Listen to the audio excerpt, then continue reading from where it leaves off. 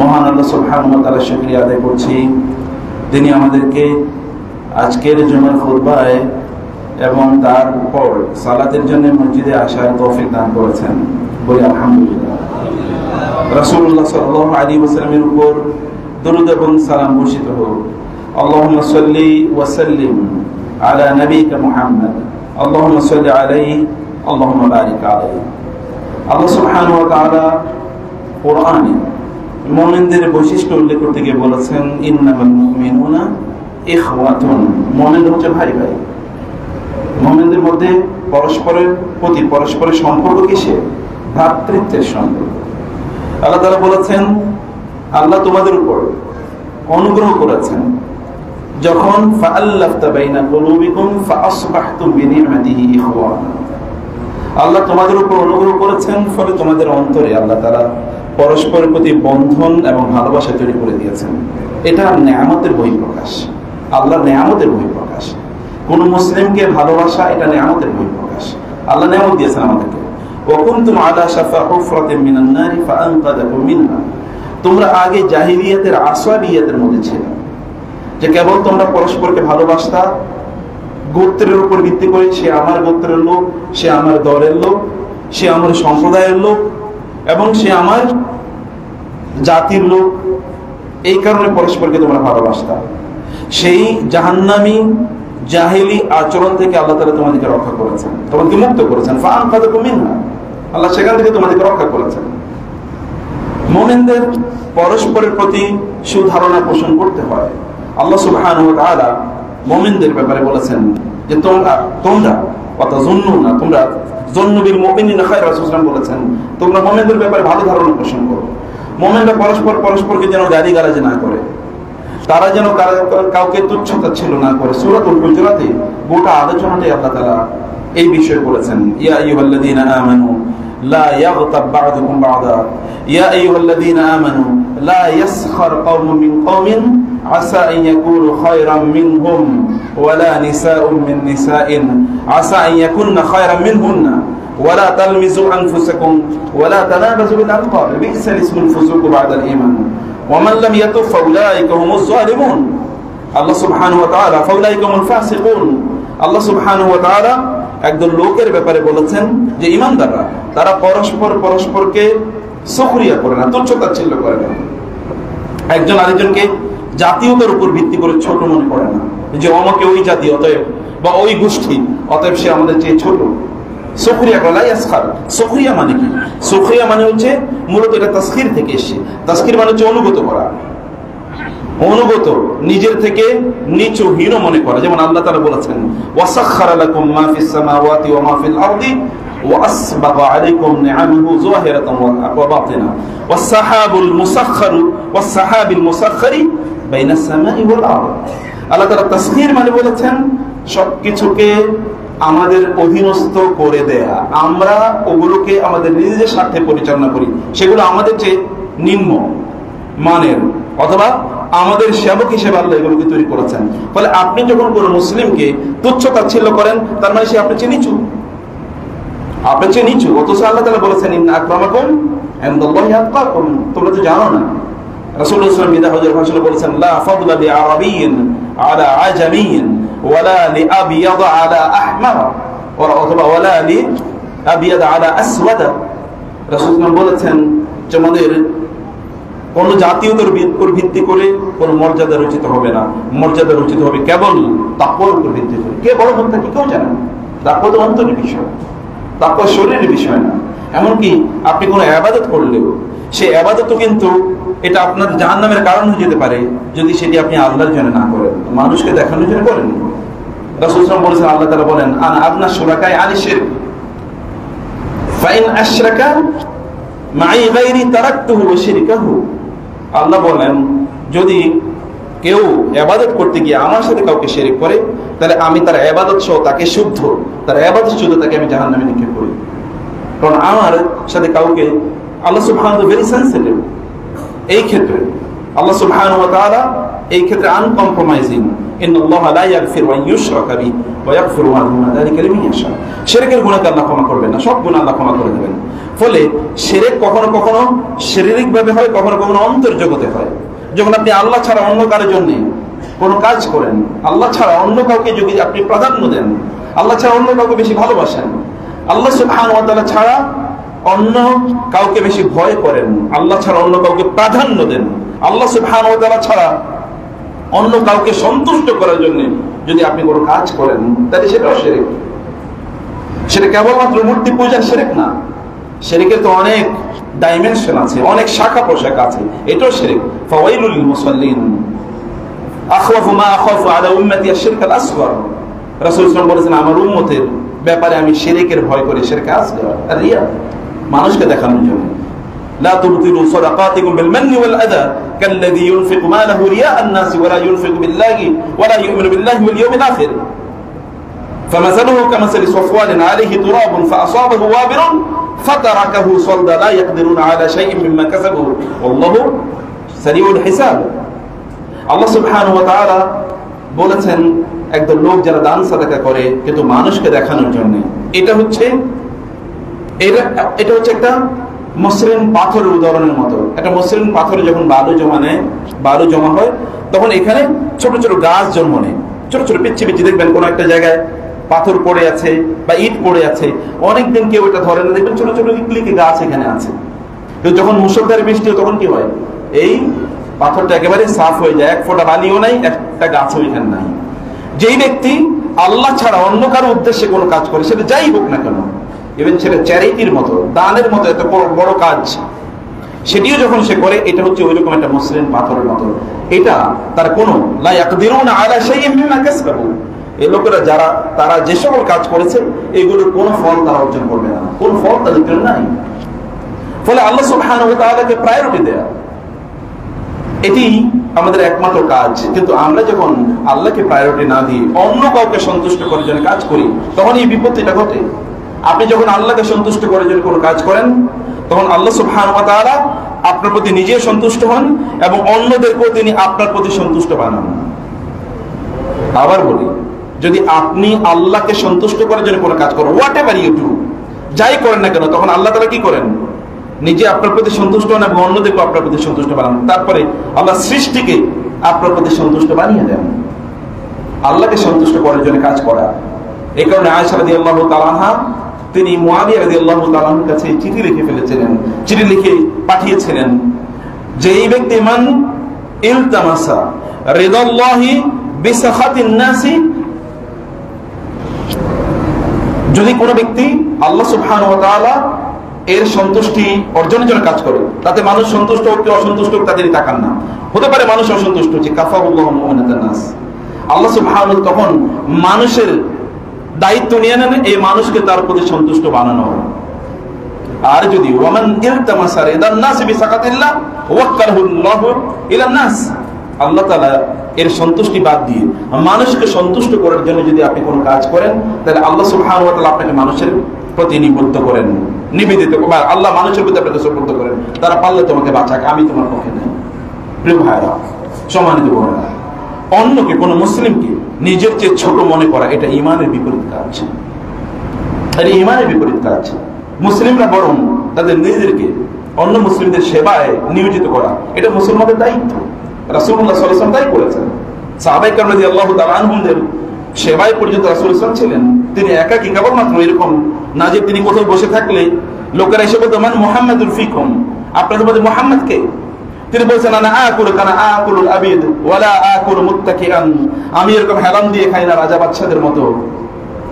যেমনি ভাবে কৃতদাসরা বসে আমি তেমনি ভাবে বসি, কৃতদাসরা যেমনি ভাবে খায় আমি তেমন খাই।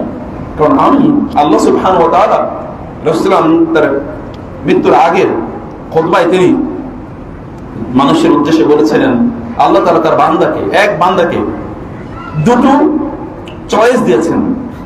এর মধ্যে একটা চয়েস হলো তিনি এই পৃথিবীতে রাজার মতো করে বেঁচে থাকবেন, আরেকটা হলো তিনি একজন কৃতদাস বান্দা এবং আল্লাহর নবী হিসেবে তিনি বসবাস করবেন, আবদান নবিয়্যা, অথবা আবদান, একজন আবদান নাবিয়া, অথবা হচ্ছে কি মালিকান রাসূলা, তিনি রাসূল থাকবেন কিন্তু সম্রাট, যেমন সুলাইমান আলাইহিস সালাম ছিলেন, অথবা তিনি একজন কৃতদাসের মতো করে জীবন যাপন করবেন কিন্তু তিনি নবী। তিনি বললেন বাল আবদান নাবিয়া, বাল আবদান নাবিয়া, বাল আবদান নাবিয়া। সেই বান্দা আল্লাহকে জানিয়েছে যে তিনি একজন কৃতদাসের মতো করে জীবন যাপন করতে চান, তিনি একজন কৃতদাসের মতো করে জীবন যাপন করতে, তিনি চান না যেরকম সম্রাটের মতো করে জীবন যাপন করতে। সম্মানিত ভাইরা, অন্য মুসলিমদেরকে ছোট করে দেখা এটা ঈমানের কমতি, এবং সেটা জাতীয়তার উপর ভিত্তি করে। আপনি উন্নত জাতের মানুষ, তারা একটু নিচু জাতের মানুষ, এই জাতীয়তা গোটা মুসলিম বিশ্বকে খেয়ে ফেলেছে। মুসলিম বিশ্বের প্রতি মধ্যে পরস্পরের প্রতি ভালোবাসা একেবারেই নাই। আপনি দেখবেন আপনাদের চেতনা, আমরা কোন মুসলমানের, কোন মুসলিম যখন বিপদে পড়ে তখন আমরা তার আইডেন্টিটি খুঁজি, সে কে, তার ঈমান যে আমার ভ্রাতৃত্ব পাওয়ার জন্য যথেষ্ট, এটা আমার মাথায় নাই। এবং আমি তখন এমন আচরণে লিপ্ত হয়ে যায় যেটা জাহেলিয়াতের আচরণ, যেটাকে আল্লাহ রাসূল সাল্লাল্লাহু আলাইহি ওয়াসাল্লাম তিনি জাহেলিয়াতের আচরণ বলে তিনি এটাকে ছুঁড়ে ফেলে দিয়েছেন। তিনি বলেছেন কুল্লু আমরি মিন উমুরিল জাহিলিয়াতি মাওদুআ, সব জাহেলি যুগের সকল আচরণ এগুলোকে আমি এখন সব আমি ছুঁড়ে ফেলে দিলাম, আমার পায়ের নিচে এগুলোকে আমি পিষ্ট করলাম। জাহেলিয়াতের সব আচরণ, ইন্নাকা ইমরুন ফিকা জাহিলিয়া। এই কারণে রাসূলুল্লাহ সাল্লাল্লাহু আলাইহি ওয়াসাল্লাম তিনি আবু যার আল গিফারি রাদিয়াল্লাহু তাআলা আনহু যখন বেলাল রাদিয়াল্লাহু তাআলা আনহুকে বলেছিলেন তুমি তো একজন নিগ্রো কালো মহিলা সন্তান, তুমি এই কথা বলছো, তখন রাসূল সাল্লাল্লাহু আলাইহি ওয়াসাল্লাম বলছিলেন ইন্নাকা ইমরুন ফিকা জাহিলিয়া। আবু যার আল গিফারি সম্ভ্রান্ত বংশের তিনি নেতা, আবু যার তুমি তো এখনো জাহেলিয়াত থেকে বাঁচতে পারো না। আবু যার আত্মাকে পেয়ে উঠল, তিনি বললেন, তিনি এখান থেকে চলে গেলেন। এরপরে তিনি রাস্তায় গিয়ে নিজকে রাস্তায় তিনি শুয়ে পড়লেন। এর ওই রাস্তা দিয়ে যাবে বেলাল রাদিয়াল্লাহু তাআলা আনহু, বেলালকে তিনি এই কথা বলেছিলেন। যখন বেলাল যাচ্ছিল, বেলাল বললেন ইয়া আবা যার, আপনি শুয়ে আছেন কেন? বলো বেলাল, তোমার ওই কালো পাটা দিয়ে যেন আমার মুখটাকে তুমি মারিয়ে যাবে, এই কারণে শুয়ে আছি। আমার এই মুখ দিয়ে এমন কথা বের হয়েছে যে কথা কেবল দুর্গন্ধ না। আল্লাহ রাসূল বলেছেন আমার মধ্যে জাহেলিয়াত আছে, এই জাহেলিয়াত যেন আমার মুখ থেকে একেবারে ধুয়ে মুছে সাফ হয়ে যায়, এই কারণে তোমার ওই কালো পাটা দিয়ে আমার মুখটাকে একটু মারিয়ে যাও। বেলাল তাকে জড়িয়ে ধরলেন, আপনি আমার ভাই, আমার দিনই ভাই, দুজন কাঁদছেন, আমি আপনাকে মাফ করে দিয়েছি, আমি এটা মাথায় রাখিনি, আমি আপনাকে মাফ করে দিয়েছি। সম্মানিত ভাইরা, ঈমান এর কারণে মুসলমানদেরকে ভালোবাসা, এটা আল্লাহ সুবহানাহু ওয়া তাআলা আমাদের জন্য বাধ্যতামূলক করে দিয়েছেন। রাসূল সাল্লাল্লাহু আলাইহি ওয়াসাল্লাম কথা বলেছেন মুমিন হচ্ছে তার হচ্ছে পরস্পরকে ভালোবাসে, তারা পরস্পরের প্রতি অনুগ্রহ করে। আল মুমিনুনা ফি তাওয়াদ্দিহিম ওয়া তারাহুমিহিম ওয়া তাআতুফিহিম কাজাসাদিন ওয়াহিদিন। মুমিন হচ্ছে পরস্পরের প্রতি ভালোবাসা, পরস্পরের প্রতি অনুগ্রহ ইত্যাদির ক্ষেত্রে তার হচ্ছে একটি শরীরের মতো। একজন মুমিনকে ভালোবাসা কিয়ামতের দিন আল্লাহ সুবহানাহু ওয়া তাআলার ছায়ায় আশ্রয় পাওয়ার জন্য যথেষ্ট। রাসূল সাল্লাল্লাহু আলাইহি ওয়াসাল্লাম কি সে কথা বলেন নাই? সাবআতুন ইউযিল্লুহুমুল্লাহু তাহতা যিল্লিহি ইয়াওমা লা যিল্লা ইল্লা যিল্লুহু। কিয়ামতের দিন যেদিন আল্লাহ ছায়া ছাড়া কোনো ছায়া থাকবে না, সেদিন আল্লাহ সুবহানাহু ওয়া তাআলা সাত শ্রেণীর লোকদেরকে তার ছায়ায় অথবা আরশের ছায়া আশ্রয় প্রদান করবেন। এর মধ্যে ওয়ারজুলান তাহাব্বা ফিল্লাহি ইজতামা আলাইহি ওয়া তাফাররাকা আলাইহি, দুজন ব্যক্তি যারা আল্লাহর ভালোবাসায় কোথাও একত্রিত হয় অথবা একত্রিত হয় না। তারা যখন যায় তখন তারা আল্লাহর ভালোবাসায় যায়, যখন তারা একত্রিত হয় তখন আল্লাহর ভালোবাসা একত্রিত হয়। রাসূলুল্লাহ সাল্লাল্লাহু আলাইহি ওয়াসাল্লাম কিয়ামতের দিন রাসূলুল্লাহ বলেছেন আল্লাহ তাআলা কিয়ামতের দিন ডেকে বলবেন আইনাল মুতাজালিসুনা ফিয়া আইয়াল মুতাহাব্বুনা ফিয়া আইনাল মুতাজাওয়িরুনা ফিয়া। কারা পরস্পরকে দেখতে গিয়েছো কেবল আমার ভালোবাসায়, কারা পরস্পর এর সাথে বসেছো কেবল আমার ভালোবাসা, এক জায়গায় কেন বসেছো কেবল ভালোবাসা, আমাকে ভালোবাসা করে সেদিনই ভাই এই কারণে তুমি তার সাথে বসেছো, অথবা তোমরা পরস্পরকে ভালোবেসেছো কেবল আমার কারণে।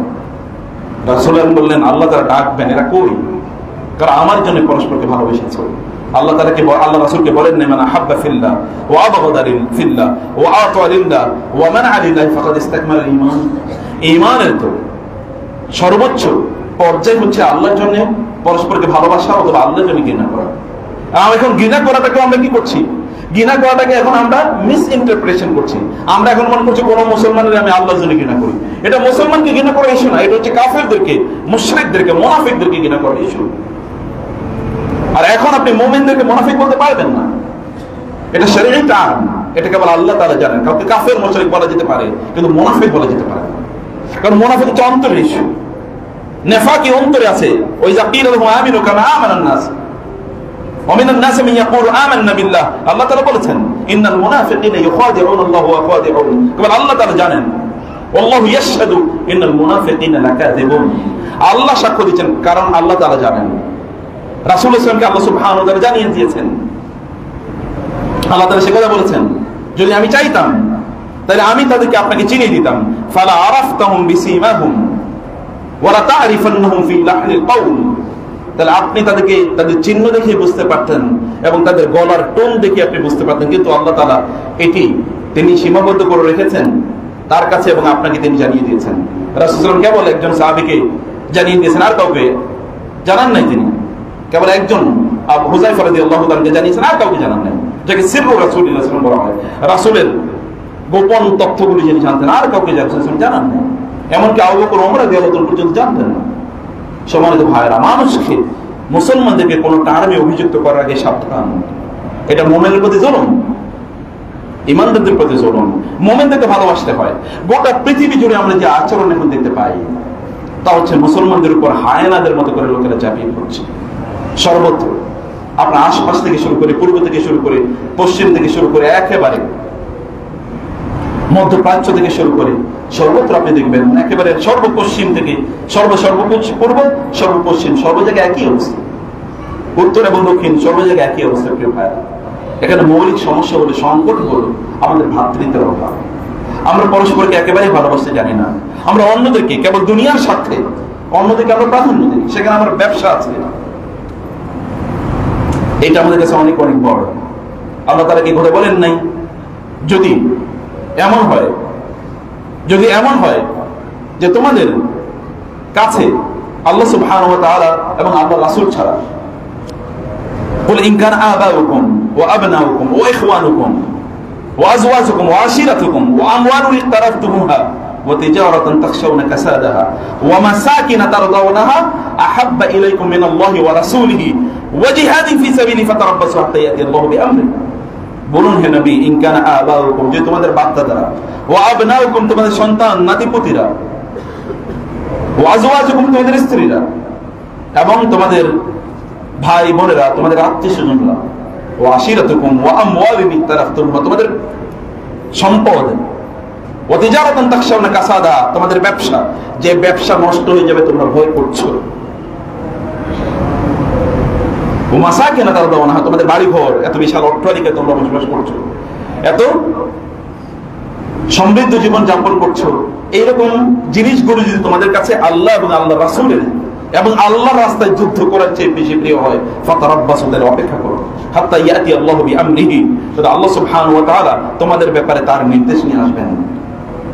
এবং আল্লাহ সুবহানাহু ওয়া তাআলা বলেছেন, তাইলে তিনি তোমরা যদি আল্লাহকে এবং আল্লাহর রাসূলকে, মুমিনদেরকে যদি তোমরা ভালোবাসো, তাহলে আল্লাহ সুবহানাহু ওয়া তাআলা এমন এক জাতি নিয়ে আসবেন, যে জাতি ইউহিব্বুনাহুম ওয়া ইউহিব্বুনা, যে তারা ইউহিব্বুহুম ওয়া ইউহিব্বুনা, আল্লাহ তাআলা তাদেরকে ভালোবাসবেন এবং আল্লাহকেও তারা ভালোবাসবে। আযিল্লাতিন আলাল মুমিনিন আইজ্জাতিন আলাল কাফিরিন, তারা তখন হবে মুমিনদের ব্যাপারে তারা হবে খুবই কোমল, রুহামাউ বাইনাহুম, আর কাফেরদের ব্যাপারে তারা হবে কঠোর। আল্লাহ সুবহানাহু ওয়া তাআলা রাসূল সাল্লাল্লাহু আলাইহি ওয়াসাল্লামের সাথীদের ব্যাপারে এই কথাই বলেছেন কোরআন, ওয়াল্লাযীনা মাআহু আশিদ্দাউ আলাল কুফার রুহামাউ বাইনাহুম। আপনি যদি মুমিনদের অবস্থা দেখেন, কাফেরদের ব্যাপারে তারা কঠোর। আল্লাহ বলছেন কাফেরদের ব্যাপারে তারা ভয়াবহ কঠোর, আশিদ্দা, কিন্তু রুহামাউ বাইনাহুম, নিজেদের মধ্যে তারা একেবারে মুমিনের মতো নরম, নিজেদেরকে তারা প্রচন্ড ভালোবাসে, মুমিনদেরকে তারা ভালোবাসে। আল মুমিনু লিল মুমিনি কাল বুনিয়ান ইয়াশুদ্দু বা'দুহু বা'দা, মুমিনরা পরস্পর একটা প্রাচীরের, একটা বিল্ডিং এর মতো। বিল্ডিং এর একটা অংশ আরেকটা অংশ থেকে ইন্ডিপেন্ডেন্ট না, স্বাধীন না, যে আমি এই ভূখণ্ডের অধিকারী, অতএব এই ভূখণ্ড নিয়ে কেবল আমার চিন্তা। এটা মুমিনদের চরিত্র না। কেবল বিল্ডিং এর এই তলা বলে না যে ওই তলা থেকে আমি ইন্ডিপেন্ডেন্ট, অতএব এই তারা আমি আমার নিজকে নিয়ে টেনশন থাকবো বা কনসার্ন থাকবো, উপরে কি হবে তা হবে আমার দেখার বিষয় না। এটা এরকম রাসূল সাল্লাল্লাহু আলাইহি ওয়াসাল্লাম বলেছেন না, যে একদল লোকের কথা, তার আত্মকেন্দ্রিক হলে কি হয়, একটা জাহাজে করে তার কোথাও যাচ্ছিল, এর মধ্যে জাহাজের নিচে যারা আছে তারা উপরে বাসিন্দাদের কাছে আসছিল যে আমাদেরকে একটু পানি দাও। উপরে বাসিন্দারা বলছে না, তোমাদের জন্য কোনো পানি নাই। নিচের বাসিন্দারা তার চিন্তা করলো, ওরা যেহেতু আমাদেরকে পানি দেয় না, অতএব জাহাজে একটু ফুটা করে আমরা সমুদ্র থেকে পানি খাই। তারপরে কি হয়েছে? তারপরে উভয় পক্ষে মারা গেছে, ডুবে মারা গেছে। মোমেনরা তো এরকম হওয়ার কথা না। মোমেনরা তো একটা শরীরের মতো, একটা বিল্ডিং এর মতো, পরস্পরকে তারা ভালোবাসে। আপনার মোমেনদের প্রতি আপনার ভালোবাসা কই? আপনার চোখ থেকে পানি ঝরে না কেন? আপনার কনসার্ন নাই, তারপর মোমেনদেরকে গালিগালাজ করে কেবল ভৌগোলিক কারণে। আমি ওই দেশের মানুষ নেই কারণ আমি গালিগালাজ করছি। উম্মার চেতনা কোথায়? আমাদের উম্মার চেতনা আমাদের কাছ থেকে একেবারে লোপ পেয়েছে। ভাইয়েরা আমার, উম্মার জন্য ভালোবাসা না থাকলে আল্লাহর সামনে কি আমাদের দাঁড়ানো মুশকিল হয়ে যাবে। কারণ আল্লাহ সুবহানাহু বলেছেন, তোমরা ইউবাদদিলু কওমান গায়রাকুম, আল্লাহ তোমাদেরকে পতন করে দিয়ে তারপরে এমন এক জাতি আনবেন, সুম্মা লা ইয়াকুনু আমসালাকুম, তারপরে তারা তোমাদের মতো হবে না, তোমাদের মতো এরকম আত্মকেন্দ্রিক হবে না, তোমাদের মতো কেবল এরকম জাতীয়তাবাদ হবে না, তোমাদের মতো কেবল ভৌগোলিক সীমারেখার মধ্যেই তাদের স্বার্থের ইস্যুতে তারা সীমাবদ্ধ থাকবে না। তারা উম্মাকে নিয়ে চিন্তা করে, তারা মুসলিমদেরকে নিয়ে চিন্তা করবে। আল্লাহ ওয়ালা ওয়াল বারা কি আপনাদেরকে এটা জানতে হবে। কেবল ভালোবাসা আল্লাহর জন্য এবং মানুষের সাথে সম্পর্ক ছিন্ন করা আল্লাহর জন্য। সূরা তাওবা যখন নাযিল হয়, রাসূলুল্লাহ সাল্লাল্লাহু আলাইহি ওয়াসাল্লামের উপর হজ ফরজ হলো 9ম হিজরিতে। তিনি সে বছরের লোকেরা তার সাথে সাক্ষাৎ করতে আসছে, সারা বিশ্ব থেকে লোকেরা। এখানে তিনি হজ করতে যেতে পারলেন না। তিনি পাঠিয়ে দিলেন আবু বকর রাদিয়াল্লাহু তাআলার নেতৃত্বে হজ করার জন্য লোকদেরকে। সবাই গেলেন। এর মধ্যেই সূরাতুত তাওবা, সূরাতুল আল বারা আয়াতটি নাযিল হলো। আল্লাহ সুবহানাহু ওয়া তাআলা আল্লাহ রাসূল আলী রাদিয়াল্লাহু তাআলাকে এবার পাঠিয়ে দিলেন, যাও তুমি এবার ঘোষণা নিয়ে যাও, বারাআতুম মিনাল্লাহি ওয়া রাসূলি ইলাল্লাযিনা আহাদতুম মিনাল মুশরিকিন ফাসিহু ফিল আরদি আরবাআতা আশহুর। আল্লাহ সুবহানাহু ওয়া তাআলা এই আয়াত নাযিল করে দিলেন, যাও কাফেরদেরকে জানিয়ে দাও, মুশরিকদেরকে জানিয়ে দাও যে তোমাদের সাথে সকল সম্পর্ক এখন থেকে ছিন্ন করা হলো, এমনকি তোমাদের সাথে যত চুক্তি আছে সকল চুক্তিও ছিন্ন করা হলো। আগামী 4 মাস তোমাদেরকে অনুমতি দেওয়া হলো, যেমনি পারো সেমনি চলো, কিন্তু আগামী 4 মাস পর থেকে তোমাদের সাথে কোনো চুক্তি না নেই। ফাসিহু ফিল আরদি আরবাআতা আশহুর ওয়ালামু আন্নাকুম গায়রু মু'জিজিল্লাহ। তোমাদেরকে জেনে রাখতে হবে তোমরা আল্লাহকে অক্ষম করে দিতে পারবে না, আল্লাহকে পরাজিত করতে পারবে না। ওয়া আন্নাল্লাহা মুখজিল কাফিরিন, আল্লাহ তাআলা কাফেরদেরকে লাঞ্ছিত অপমানিত করবেনই। আল্লাহ সুবহানাহু ওয়া তাআলার ঘোষণা। আল্লাহ সুবহানাহু ওয়া তাআলা তো আপনাকে আল্লাহর মতো করে চিন্তা করতে বলেন, আল্লাহর মতো করে ভাবতে বলেন। আল্লাহ তো আপনাকে ভালোবাসেন। আল্লাহ সুবহানাহু ওয়া তাআলা ইন্নাল্লাহা লা ইউহিব্বুল কাফিরিন, আল্লাহ কাফেরদেরকে ভালোবাসেন। আপনি কেমনে ভালোবাসেন? তাদের প্রতি ভালোবাসা কিভাবে আপনি প্রকাশ করেন? ইন্নাল্লাহা ইউহিব্বুল মুহসিনিন, আল্লাহ তাআলা মুহসিনদেরকে ভালোবাসেন। আল্লাহ সৎকর্মশীলদেরকে ভালোবাসেন। আল্লাহ ঈমানদারদেরকে ভালোবাসেন। আল্লাহ সুবহানাহু ওয়া তাআলা সত্যবাদীদেরকে ভালোবাসেন। মুমিনদের শত ত্রুটি থাকতে পারে, কিন্তু একজন মুমিন আর একজন কাফের কোনোদিন একসমান হয়ে যায় না। একজন মুমিন এবং একজন কাফের কোনোদিন একসাথে হতে পারে না। তোমাদের কি হলো? ফামালাকুম কাইফা তাহকুমুন আফানাজআলুল মুসলিমিনা কাল মুজরিমিন, মালাকুম কাইফা তাহকুমুন, তোমাদের কি হলো? তোমরা কি বিচার করো? আমি কি মুসলিম এবং কাফেরদেরকে এক পাল্লায় মাপবো? আমি আল্লাহ বলছেন মালাকুম কাইফা তাহকুমুন, তোমরা কি বিচার করছো? তোমাদের কি চিন্তা? এটা তোমাদের এই চিন্তা থেকে তোমাদেরকে বের হতে হবে। প্রিয় ভাই, সম্মানিত বোন, সূরাতুল মুমতাহিনা ভাষায় গিয়ে পড়বেন, দেখেন আল্লাহ তাআলা কি বলেছেন। আল ওয়ালা ওয়াল বারা এর উপর আলোচনা শুনবেন, বিভিন্ন আলোচনা বিভিন্ন জায়গা আছে। আমি সেই আলোচনা করবো। আমি অন্য একটা ইস্যুতে আলোচনা করার জন্য ভূমিকা নিচ্ছি এবং আমি 10-15 মিনিটের মধ্যে রেকর্ড করছি। এর মধ্যে যেই বিষয়টি আমি আলোচনা করবো সেটা আমি পরে আসছি। প্রিয় ভাইরা, আল্লাহ তাআলা বলেছেন, ইয়া আইয়ুহাল্লাযীনা আমানু লা তাত্তাখিযু আদুওয়ি ওয়া আদুওয়াকুম আউলিয়া, হে ঈমানদাররা, তোমরা আমার শত্রু এবং তোমাদের শত্রুদেরকে তোমাদের বন্ধু বানায়ো না, আউলিয়া বানায়ো না, তোমাদের বন্ধু। এটা বহু ধরনের বন্ধুত্ব আছে। প্রিয় ভাই, আপনার ঈমানদার, ঈমানের দাবি হচ্ছে মুসলমানদেরকে প্রাধান্য যেমন রাখবেন, ওয়া ইউসিরুনা আলা আনফুসিহিম ওয়ালাউ কানা বিহিম খাসাসা, মুমিনরা তারা অন্য মুমিনদেরকে প্রাধান্য দেয়। ইন্নামা নুতঈমুকুম লিওয়াজহিল্লাহ লা নুরিদু মিনকুম জাযাআন ওয়ালা শুকুরা, আপনি মুমিনদেরকে প্রাধান্য দেন আপনার আখিরাতের জন্য, দুনিয়ার জন্য, দুনিয়ার জন্য না। রাসূলুল্লাহ সাল্লাল্লাহু আলাইহি ওয়াসাল্লাম কি কথা বলেন নাই? যখন তোমরা রাস্তা দিয়ে হেঁটে যাবে তখন কাফের এবং মুশরিক ইহুদি অথবা খ্রিস্টানদেরকে দেখলে তোমরা রাস্তার মধ্যখানে দিয়ে হাঁটবা, প্রয়োজন ওরা রাস্তা থেকে বের হয়ে যান, বাইরে যান। একজন মুমিন কিভাবে অন্য কোনো মুসলমানকে প্রাধান্য না দিয়ে কাফের এবং মুশরিকদেরকে প্রাধান্য দেয়? রাসূলের সাথে কথা বলেছেন, তোমরা তাদের জন্য রাস্তাকে সংকীর্ণ করে দাও, তোমরা তার জন্য রাস্তাকে সংকীর্ণ করে দাও। আমি বলছি না আপনি অন্যায় অশোভন আচরণ করবেন, কিন্তু আপনার ইমানই সেই জজবা কোথায়, আপনার সে আভিজাত্য কোথায়, ইমানে আভিজাত্য, সে আভিজাত্য কোথায়? আপনার কাছে কি হবে? অন্য অমুসলিমরা, ইসলাম বিদ্বেষীরা, কাফের ও মুশরিকরা মুসলমানদের চেয়ে প্রিয় হয় কিভাবে? আপনি তাদের স্বার্থকে কিভাবে আপনার স্বার্থের চেয়ে বেশি বড় দেখছেন? অথবা আপনার স্বার্থের সাথে তাদের স্বার্থ কিভাবে মিলান আপনি? এটা আপনার ইমানের দাবি কিভাবে হলো? এই বাস্তবাদ রাসূল সাল্লাল্লাহু আলাইহি ওয়াসাল্লাম কে কথা তিনি কান্না করে দেন নাই যে ওয়াল্লাহি লা আখশা আলাইকুমুল ফাতহ ওয়ালাকিন আখশা আলাইকুমুদ দুনিয়া আন তুরসাতা আলাইকুমুদ দুনিয়া ফাতানাফাসু ফিহা কামা তানাফাসুহা ফাতুহলিকাকুম কামা আহলাকাতহুম। আল্লাহর কসম, আমি তোমাদের জন্য দারিদ্র্যের ভয় করি না। আল্লাহ রাসূল কি কথা বলেন নাই 1500 বছর আগে? ওয়ালাকিন আখশা আলাইকুম আন তুরসাতা আলাইকুমুদ দুনিয়া, বরং আমি ভয় করছি তোমরা দুনিয়ার সম্পদের মালিক হবা, ফাতানাফাসু ফিহা, অতঃপর এগুলো নিয়ে তোমরা বিবাদে লিপ্ত হয়ে যাবা, যেমনি ভাবে অন্য জাতিগুলো এগুলো নিয়ে বিবাদে লিপ্ত হয়েছিল। ফাতুহলিকাকুম কামা আহলাকাতহুম, অতএব এই সম্পদের এই লোভ লালসা এটা তোমাদেরকে ধ্বংস করে দেবে, যেমনি ভাবে পূর্বের জাতিগুলোকে ধ্বংস করে দিয়েছিল। ঈসা আলাইহিস সালাতু ওয়াস সালাম তিনি রাস্তা দিয়ে যাচ্ছিলেন এবং তার সাথে তার ডিসাইপলরা, তার সাথীরা, তার সাহাবীরা, এর মধ্যে তিনি যখন একজনের কাছে, তার কাছে কিছু খাবার আছে, ঈসা আলাইহিস সালাম তাকে বললেন, তার কিছু টাকা দিয়ে বলেন তুমি যাও বাজার থেকে একটু খাবার কিনে নিয়ে আসো, একটু তুমি খাবার কিনে নিয়ে আসো। সে ব্যক্তি তাকে এই দেওয়া হলো, তিনি 3টা রুটি নিয়ে এসেছেন, তারা মানুষ 3 জন। তো একদিন থেকে তিনি একটা ক্ষুধা লেগেছিল, তিনি এটা খেয়ে ফেলেছেন, নিয়ে এসছেন 2টা। ঈসা আলাইহিস সালাম বললেন তুমি তো রুটি আপনার কথা 3টা, কারণ তিনি জানতেন যে ওয়াউনাবিকুম মা তাকুলুনা ওয়া মা তাদাখিরুনা ফি বুয়ুতিকুম। আল্লাহ তাআলা তাকে এই মুজিজা দিয়েছেন, কোরআনে সূরা বিভিন্ন সূরায় আলোচনা এসেছে যে আমি তোমাদেরকে বলতে পারি তোমরা কি খাইছো এবং কি বাসায় রেখে এসেছো, আমি এটা জানি। আল্লাহ তাআলা তাকে এই সুযোগ, এই মুজিজা তাকে দিয়েছেন। তুমি তো 3টা কিনছো, আরেকটা কই? বলে না আল্লাহর কসম আমি 2টা কিনছি। সত্য কথা বলো, কিনছি কয়টা? বলছে 2টা কিনছে, 3টা কিনি না। ও এই কথা বলছে। এরপরে তার সামনে সমুদ্র আসলে তিনি পার হয়ে গেলেন। এরপর ওই যে বাড়ি গিয়েও তিনি বললেন, তার মজার মাধ্যমে তিনি পার হয়ে গেলেন, গল্পের মতো করে বলছেন। সেখানে যাওয়ার পর তিনি বললেন দেখছো যে তুমি অবস্থাটা কি, বলো তো রুটি কয়টা ছিল?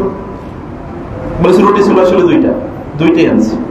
তিনি আরো সামনে গেলেন, সেখানে আরেকটা বিপদ, এটা তিনি পার হয়ে গেলেন। পার হয়ে যাওয়ার পরে তিনি দেখলেন দেখছো অবস্থাটা কি, আমি কিন্তু জানি তুমি কি করছো, বলো তুমি রুটি কয়টা ছিল? বলে আমি বারবার বলছি 2টা ছিল রুটি। আরেকটু সামনে যাওয়ার পর এখানে দেখলেন 3টা বালির স্তূপ। তিনি বালিগুলোকে, বালি তোমরা স্বর্ণ পরিণত হয়ে যাও, বালি স্বর্ণে পরিণত হয়ে গেল। এবার তিনি তাকে বললেন তুমি বলো, যে তুমি সত্য বলো তাহলে এই সবগুলো তোমাকে দিয়ে দেবো, স্বর্ণ তোমাকে সবগুলো দিয়ে দেবো। তুমি বলো যে রুটি কয়টা ছিল? বল রুটি আসলে 2টাই ছিল। তারা কিন্তু 3 জন, তারা ভাগ করলেন।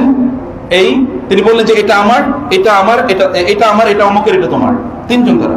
তো ঠিক আছে, যে 3টা স্বর্ণের যে ডিব্বা এখানে আছে বা স্বর্ণের স্তূপ আছে, এই পুরো স্বর্ণের স্তূপটা তোমাকে দিয়ে দেবো তুমি যদি বলো যে রুটি আসলে কয়টা ছিল। বলেন আমি বারবার বলছি আপনি রুটি 2টাই ছিল, আপনি কেবল বারবার জিজ্ঞেস করছেন। বলছে যাও তোমার এই স্বর্ণ দিয়ে গেলাম, তুমি এগুলো নিয়ে থাকো, আমরা চলে গেলাম, তুমি আমাদের সাথে থাকতে পারবা না, তোমার এই স্বর্ণই দিয়ে গেলাম। এখন 3টা স্বর্ণের স্তূপ পাই, তিনি চিন্তা করছে পাইছি, যাক ভালোই হয়েছে, মিথ্যা কথা বললেও আমি ভালোই পাইছি, দুনিয়া পাইছি। এর মধ্যে স্বর্ণ নিয়ে তিনি বসে আছেন, কিন্তু এত স্তূপের স্বর্ণ নিয়ে যাবেন কই?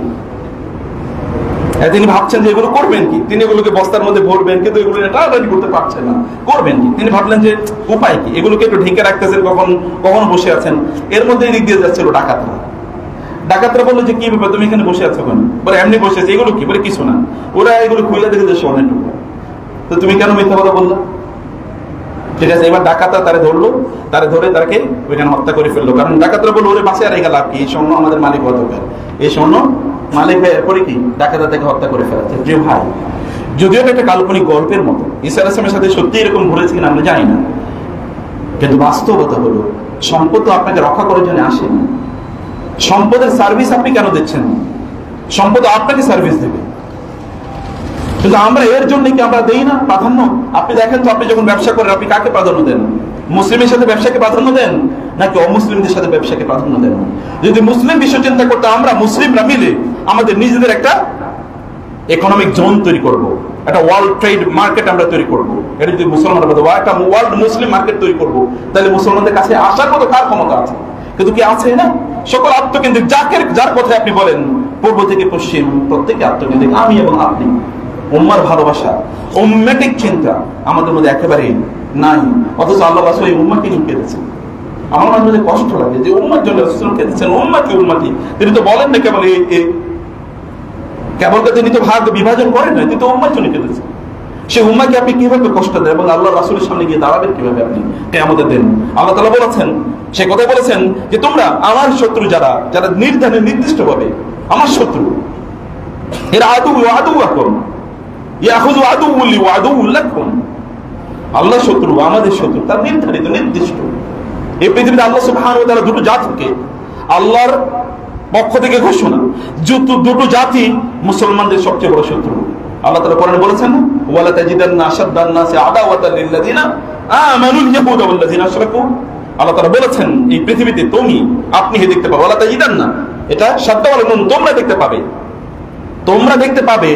তুমি দেখতে পাবে, আপনি দেখতে পাবেন মুসলমানদের জন্য সবচেয়ে বড় শত্রু হচ্ছে কারা? দুটো গ্রুপ, আল ইয়াহুদ ওয়াল্লাযিনা আশরাকু, এবং যারা পিওর মুশরিক। এই পৃথিবীতে যারা ইহুদ আমরা তো জানি কারা, আর পিওর মুশরিক যারা মূর্তি পূজা করে আর কারা, অথবা গরু পূজা করে কারা আছে আপনারা দেখেন আশপাশে। আর তাদের সাথে আপনারা কিভাবে বন্ধুত্ব তৈরি করেন? বিভিন্ন ভৌগোলিক লোকেশন, অথবা তারা আমার এই উপকার করছে, সেই উপকার করেছে, ইত্তকার করে আপনি তাকে সাপোর্ট করেন কিভাবে? আপনি তার পক্ষে কিভাবে দাঁড়ান, কিভাবে কথা বলেন? আপনার ইমান কই? তার মানে ইমান চেতনাই আমাদের নাই, তার মানে ইমান উপলব্ধি আমাদের মধ্যে নাই। আমরা সেই জিনিসটা একেবারে ভাবি না, সেটা আমাদেরকে কোনোদিন ভাবায়ও না, বা সেটা আমাদেরকে কোনোদিন কান্নাও করায় না। সম্মানিত ভাইরা, মুসলিমদের পক্ষে আপনার কর্মকে ভালোবাসা থাকুক। আপনি কোনো কিছু করতে পারবেন না জানি, করছেও আপনাদের করা হয়তো বা নাই, কিন্তু কি ভালোবাসাটুকু নেই? আপনার অন্তরটুকুও নেই? আপনার অন্তর মুসলমানদের ব্যাপারে বিদ্বেষে ভর্তি কিভাবে? এরপর আপনি ইমানের দাবি করেন কেন? এরপরে মুমিন হিসেবে আপনি দাবি করেন কিভাবে? যেখানে মুসলমানের নির্যাতিত তাদের পক্ষে দাঁড়াতেই হবে আপনাকে, তার পক্ষে আপনাকে কথা বলতে হবে, তার পক্ষে আপনার প্রার্থনা জানাতে হবে, আপনার অভিব্যক্তি থাকতে হবে, ওয়াজিহাদিন ফি সাবিলি, আল্লাহর রাস্তায় যুদ্ধ করার মতো মানসিকতা, এই ভালোবাসা আপনাদের থাকতে হবে।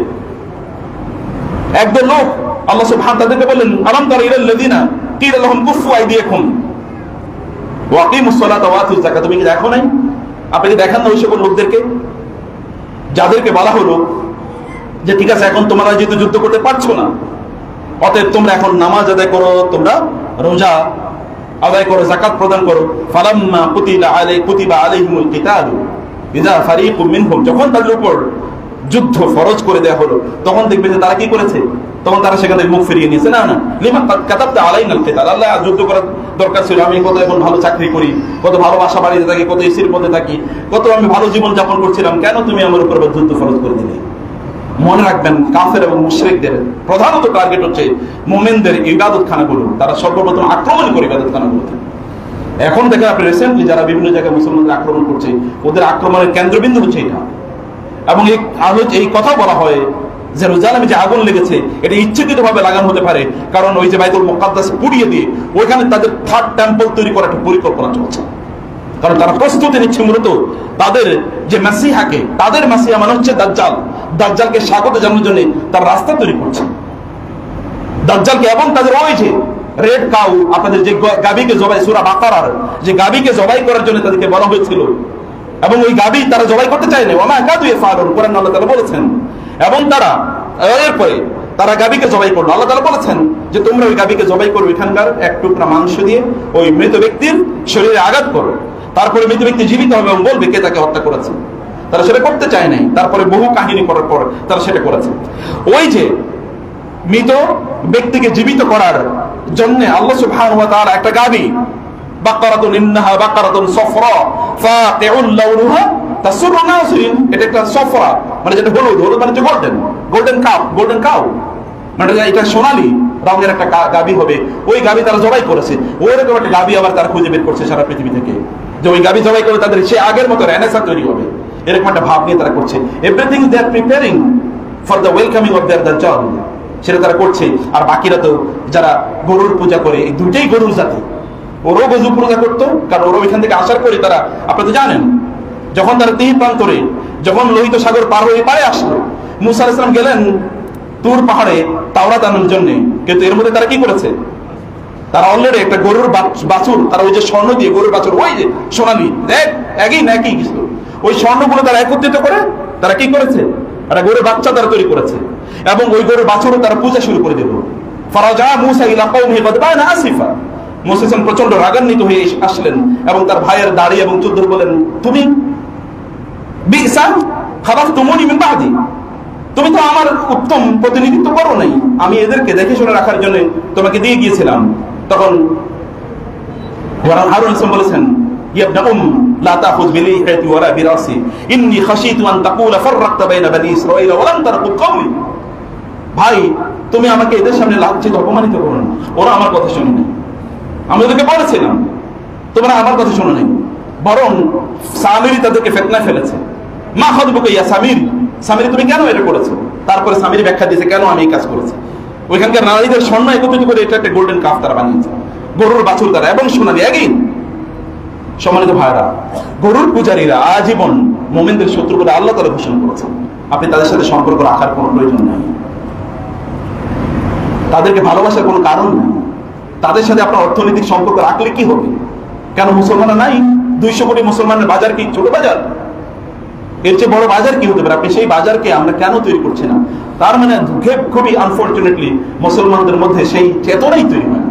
এই চেতনা নাশ করে দিয়েছে, চেতনা ধ্বংস করে দিয়েছে। অথচ রাসূলুল্লাহ সাল্লাল্লাহু আলাইহি ওয়াসাল্লামের সাহাবায়ে কেরাম রাদিয়াল্লাহু তাআলা আনহুম তাদের অবস্থা কি ছিল? পরবর্তীতে আমি মুআবিয়া রাদিয়াল্লাহু তাআলার কথা, এটা আপনারা জানেন, মুআবিয়া রাদিয়াল্লাহু তাআলা অথবা মুতাসিম বিল্লাহর কথা, এদের মধ্যে তারাও কিন্তু তৎকালীন শাসক ছিল, তার মধ্যে অনেক ধরনের অপরাধ, তারা বিভিন্ন ধরনের কবিরা গুনার মধ্যে লিপ্ত ছিল। তারপরে যখন মুতাসিমের কাছে সংবাদ এসেছে একজন মুসলিম নারীকে রোমান সম্রাটের কোন একজন সৈনিক ধরে নিয়ে গিয়েছে, তখন তিনি বলেছেন রোমানদের বিরুদ্ধে যুদ্ধের প্রস্তুতি নাও। যুদ্ধের প্রস্তুতি নেওয়া হলো। তিনি বলেন ওই যুদ্ধ আমি নিজে যুদ্ধ পরিচালনা করবো। তিনি বলেন একজন মুমিন নারীকে ধরে নিয়ে গেছে, এই যুদ্ধের নিজের নেতৃত্ব আমি নিজে প্রদান করবো, এবং নেতৃত্ব প্রদান করে রোমানদেরকে পর্যুদস্ত করে তারপরে তিনি সেখান থেকে ফিরে এসেছেন। মোহাম্মদ বিন কাসেম, এই 18 বছরের একটা যুবক, এই ইন্ডিয়ান সাবকন্টিনেন্টে প্রায় 18 বার আক্রমণ করেছেন। কারণ একটাই, কারণ হচ্ছে এখানকার একজন মুসলিম নারীকে অথবা এখানকার মুসলিম ব্যবসায়ী প্রতিনিধি দলকে ওরা রাজপুত্র তারা কি করেছিল, হিন্দু রাজপুত্র তারা অসম্মান অপমানিত করেছিল। কেবল এতটুকুই। মুআবিয়া রাদিয়াল্লাহু তাআলার সময় রোমান সম্রাটদের একজন মুসলিম সৈন্যকে ধরে নিয়ে গিয়েছিল। তিনি সেখানে চিঠি পাঠালেন, ওদেরকে বললেন যে অমক কুকুররা, হে dogs of the Roman Empire, সাবধান থাকো, আমাদের মুসলিমদেরকে ফিরে দাও। যখন তারা দেরি করলো, তিনি সেখান থেকে ওদের কয়েকজনকে ধরে নিয়ে আসলেন এবং ধরে নিয়ে এসে বললেন তোমাদেরকে এখন এখানে আমি হত্যা করতে পারতাম, কিন্তু ছেড়ে দিলাম তোমাদেরকে বোঝানোর জন্য। তোমরা পৃথিবীর যে প্রান্তেই থাকো না কেন, আমি মুআবিয়া যতদিন বেঁচে আছি, কোন মুসলমানের গায়ে যদি আচর পড়ে, তোমরা যেখানেই থাকো না কেন, রাজপ্রাসাদের অভ্যন্তরে থাকলেও সেখান থেকে ছো মেরে তোমাদেরকে নিয়ে আসা হবে, তোমাদেরকে নিয়ে আসবো সেখান থেকে ছো মেরে। যে মুসলমানদের সামনে তাদের দিকে হাত তুলে তাকাবে, চোখ তুলে তাকাবে, তাদের আঙ্গুল তুলে তাকাবে, তাদের উপর অস্ত্র ধরবে, তাদেরকে ছো মেরে, পৃথিবীর যে প্রান্তে থাকুক না কেন, সেই সাথে আমার প্রাচীরের মধ্যে থাকলো ছো মেরে নিয়ে আসবো তাদেরকে। ভাইরা, এই গায়রত, এই উম্মার এই গায়রত কোথায়? সম্মানিত ভাইরা এবং বোনেরা, আল্লাহ সুবহানাহু ওয়া তাআলা আমাদেরকে সেই কথা বলেছেন, আমরা যেন ঈমানদারদেরকে যেন আমরা প্রাধান্য দিই। আল্লাহ সুবহানাহু ওয়া তাআলা ঈমানদারদেরকে প্রাধান্য দেওয়ার সেই নির্দেশ আমাদেরকে প্রদান করেছেন। আমি যেটা আজকে আলোচনা করতে চেয়েছিলাম, আপনারা জানেন যে গাজওয়াতুল হিন্দ নিয়ে এখন প্রচুর আলোচনা চলছে। গাজওয়াতুল হিন্দ কি? এখানে দুইটা হাদিস খুবই পরিধানযোগ্য। একটা হচ্ছে আবু হুরায়রা রাদিয়াল্লাহু তাআলা, এই হাদিসটি প্রায় 4টা সূত্রে এসেছে। আর হচ্ছে রাসূল সাল্লাল্লাহু আলাইহি ওয়াসাল্লামের কৃতদাস, মুক্ত কৃতদাস সাওবান রাদিয়াল্লাহু তাআলা আনহু, এই দুজনের পক্ষ থেকে হাদিসগুলো এসেছে। এর মধ্যে সাওবান রাদিয়াল্লাহু তাআলা হাদিসটি পরিপূর্ণভাবে বিশুদ্ধ। আলবানী রাহিমাহুল্লাহ বলেছেন কি সহিহ, ওয়া সাহাহু আলবানী রাহিমাহুল্লাহ। তিনি বলেছেন, রাসূল সাল্লাল্লাহু আলাইহি ওয়াসাল্লাম বলেছেন ইসবানি মিন উম্মতি, আমার উম্মার মধ্যে এরকম দুটো গ্রুপ আছে, দুটো গ্রুপ থাকবে যারা আল্লাহ সুবহানাহু ওয়া তাআলার রাস্তায় যুদ্ধ করবে। এর মধ্যে একটা অংশ থাকবে যারা হিন্দি যুদ্ধ করবে, হিন্দ এই অঞ্চলে, এবং আরেকটা অংশ তারা যুদ্ধ করবে হচ্ছে ঈসা আলাইহিস সালাতু ওয়াস সালামের সাথে গিয়ে তারা জয়েন করবে এবং যুদ্ধ করবে। এবং আবু হুরায়রা রাদিয়াল্লাহু তাআলা, সংক্ষেপে বলছি, আবু হুরায়রা রাদিয়াল্লাহু তাআলা হাদিসের মধ্যে আছে, আবু হুরায়রা রাদিয়াল্লাহু তাআলা তিনি বলেছেন, রাসূলুল্লাহ বলেছেন আসিন এবং আল হিন্দে যুদ্ধ হবে, এবং তিনি বললেন আমি প্রত্যাশা করি সেই যুদ্ধে আমি অংশগ্রহণ করব, এবং ওই যুদ্ধে যদি অংশগ্রহণ করি, অংশগ্রহণ করার জন্য আমার যত স্থাপনা আছে, যত সম্পদ আছে, সব বিক্রি করে আমি সেখানে অংশগ্রহণ করব। যদি আমি সেখানে শাহাদাত বরণ করি তাহলে তো অনেক চমৎকার। আর যদি আমি শাহাদাত বরণ না করি, ওয়ারাজিআতু, যদি আমি ফিরে আসি, তাহলে আমি রাজিআতু মুহাররারান, আমি তাহলে মুক্ত স্বাধীন হয়ে ফিরে আসবো। আতাকানি আল্লাহু মিনান নার, এবং আমি ওই যুদ্ধে অংশগ্রহণ করার কারণে আল্লাহ সুবহানাহু ওয়া তাআলা আমাকে জাহান্নামের আগুন থেকে মুক্ত করবেন। ওই যুদ্ধে অংশগ্রহণের জন্য তিনি বলেছেন লা আহরিসান্না, আমি প্রত্যাশা করি, আমি আকাঙ্ক্ষা করি ওই যুদ্ধে অংশগ্রহণ করার জন্য। এবং তিনি বললেন ইয়া রাসূলুল্লাহ সাল্লাল্লাহু আলাইহি ওয়াসাল্লামের সামনে আলোচনায় তিনি বললেন, ইয়া রাসূলুল্লাহ, যখন এই কথা বললেন যে আমার উম্মার মধ্যে একটা দল, তারা হিসিন এবং হিন্দে তারা যুদ্ধ করবে, তোমরা পাঠাবে, তারা বিজয়ী হবে, এবং ওখানকার শাসকদেরকে ইয়াতু বি মুলুকিহিম ফিস সালাসিল অথবা মুকাররারিনা বিস সালাসিল, তারা সেখানকার শাসকদেরকে বেড়ি পড়ে তারপরে নিয়ে আসবে। এরকম যুদ্ধ করবে, তাদেরকে বেড়ি পড়ে তারপরে আমার এখানে নিয়ে আসবে। তখন তিনি বললেন ইয়া রাসূলুল্লাহ, আমি তাহলে সেখানে অংশগ্রহণ করতে চাই, আমি শহীদ হতে চাই, অথবা আমি ফিরে আসবো। এবং ফিরে এসে ওই যে আমি জয়েন করতে চাই কার সাথে, আমি যাব তারপরে ঈসা আলাইহিস সালামের সাথে আমি জয়েন করতে চাই, এবং আমি জয়েন করে ঈসা আলাইহিস সালামকে বলতে চাই যে আমি আপনার সাথী ছিলাম, আমি আপনার সাথী ছিলাম, আমি আপনার সাহাবী ছিলাম। রাসূল তখন ফাতাবাসসামা রাসূলুল্লাহ সাল্লাল্লাহু আলাইহি ওয়াসাল্লাম, রাসূল তখন হেসে দিলেন এবং বলেন হায়াতা হায়াতা, ওইটা অনেক পরে, অনেক পরে, এখনো সময় হয়নি, বহুত পরে। অনেকেই বিভিন্ন যুদ্ধের দামারল যাদেরকে বেজে উঠলে মনে করেন গাজওয়াতে হিন্দ তৈরি হচ্ছে কিনা। এটা দুটো ইস্যু আছে। একটা কেউ কেউ বলছেন যে গাজওয়াতে হিন্দ আগে হয়ে গেছে, যিনি মুয়াবিয়া রাদিয়াল্লাহু তাআলা আনহুর সময়, আব্দুল মালিক ইবনে মারওয়ান এবং ওয়ালিদ ইবনে আব্দুল মালিকের সময়, যখন হাজ্জাজ ইবনে ইউসুফ তার আপন চাচাতো ভাইকে মুহাম্মদ বিন কাসিমকে এবং তার বোনের জামাই মুহাম্মদ বিন কাসিমকে তিনি এই অঞ্চলে পাঠিয়েছিলেন, এবং তিনি এখানে 18 বার যুদ্ধ করেছেন, আপনারা জানেন, এবং এই জায়গায় ইসলামের খেলাফতের সূচনা করেছেন। কেউ কেউ বলেন সেটা হয়ে গেছে তখন, আর কেউ কেউ বলেন না, তার আরো পরে সুলতান মাহমুদ আল গজনী, সুলতান মাহমুদ গজনী অর্থাৎ সুলতান মোহাম্মদ গৌরী সবকতগীন, আমির সবকতগীন, এরা যখন এই অঞ্চল আক্রমণ করে এবং এখানকার রাজা বাদশাদেরকে এরকম গলায় বেড়ি পেরিয়ে তারা তারপরে নিয়ে যায়, সেই সময়ের কথা বলা হয়েছে। কেউ কেউ এটা ইন্টারপ্রেট করেন এবং বলেন যে গাজওয়াতুল হিন্দ হয়ে গেছে। কিন্তু আমি নির্ভরযোগ্য বহু আলেমের, তাদের এখনকার থেকে শুরু করে আগের বহু আলেমের কথা বলেছি, এবং রাসূল সাল্লাল্লাহু আলাইহি ওয়াসাল্লাম হাদিস যিনি আবু হুরায়রা রাদিয়াল্লাহু তাআলা বলেছেন, আবু হুরায়রা রাদিয়াল্লাহু তাআলা 4টা হাদিসের মধ্যে একটা হাদিস সনদগতভাবে সহিহ, সনদগতভাবে সহিহ, বাকি 3টা সনদগতভাবে দুর্বল। কিন্তু সনদগতভাবে দুর্বল হলেও যেহেতু আগের হাদিসটি সহিহ, সেটাকে এটা সাপোর্ট করছে।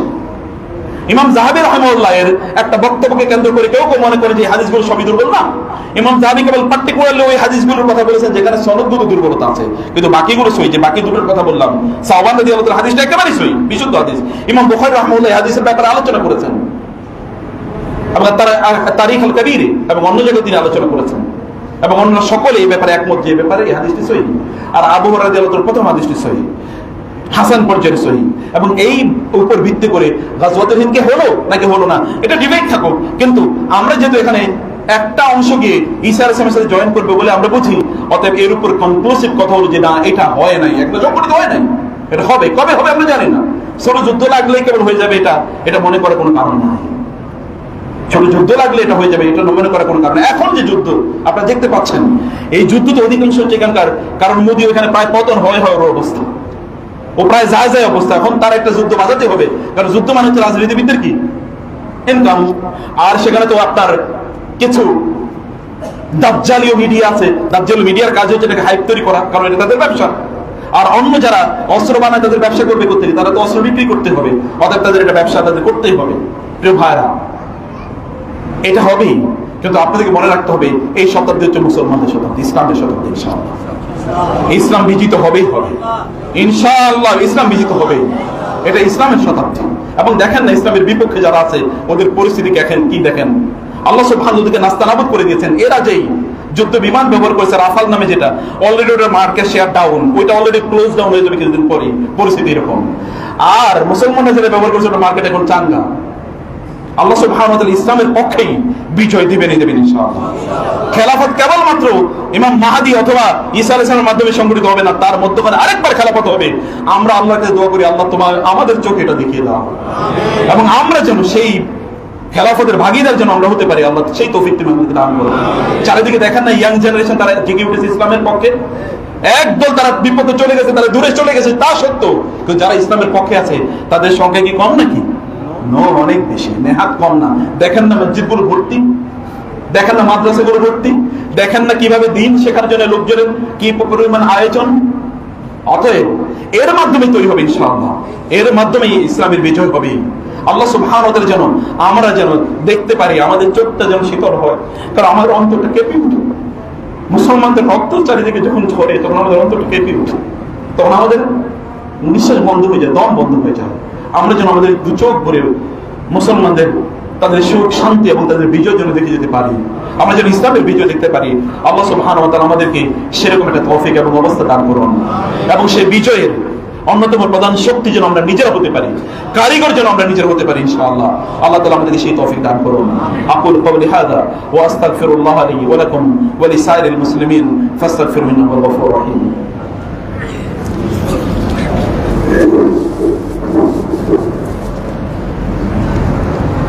إن الحمد لله والصلاة والسلام على رسول الله وعلى آله وأصحابه ومن والاه. أما بعد فأعوذ بالله من الشيطان الرجيم. بسم الله الرحمن الرحيم. إن الله وملائكته يصلون على النبي يا أيها الذين آمنوا صلوا عليه وسلموا